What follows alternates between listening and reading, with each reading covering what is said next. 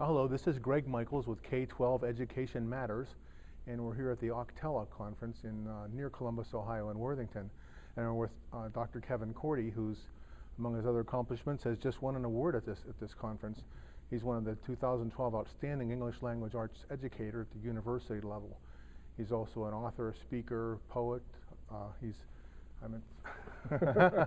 I meant storyteller. Thanks, Kevin, for your... I dabble in poetry. Yeah, sometimes. thanks for your kindness with that.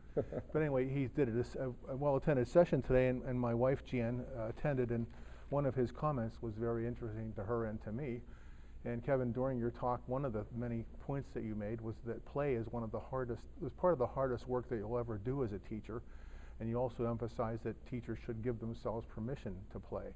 And I was just hoping that in this short format of an internet video that we couldn't just expand on that for us. Tell us what you mean, why it's important. I'm happy to do that. Sometimes we think that work and play are the same, or not the same thing.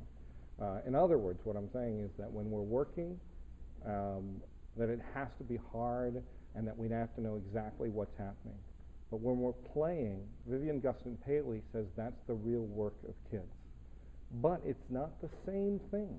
For you see, in play, we can rehearse, we can rewind, we can change things. I learned from Northwestern University professor Reeves Collins, who once came to class and said, you know, we don't give kids permission. So as a result, I created a thing called Permission to Play. And actually, you can go to the website, permission2play.com, to find out if we're working as writers, as thinkers, as creative people trying to create ideas, why don't we do it vocally? We need to keep aware of what the art is doing.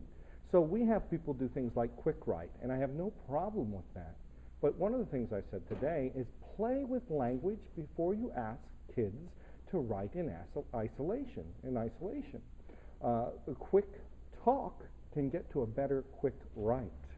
So if you give students permission to play, permission to make mistakes, permission to tell many stories, permission to really work, just like writers do, with ideas back and forth, and not necessarily in order, then you give them more free rein in the classroom. Wow. That is powerful stuff. As I said, this is just a short format. What I wanted to do with this series of videos that we've been doing is ask just one question, because it's easy to get into lots of topics and take a lot of time, and I don't want people to tune out rather. I want them to focus on the important messages that we're delivering. So, Kevin, thank you for that. And that book that we can't quite see in front of you, that I propped up there as the bookseller in residence. Sure. It's called Raising Voices. Yeah, Raising Voices, Creating Youth Storytelling Groups and Troops.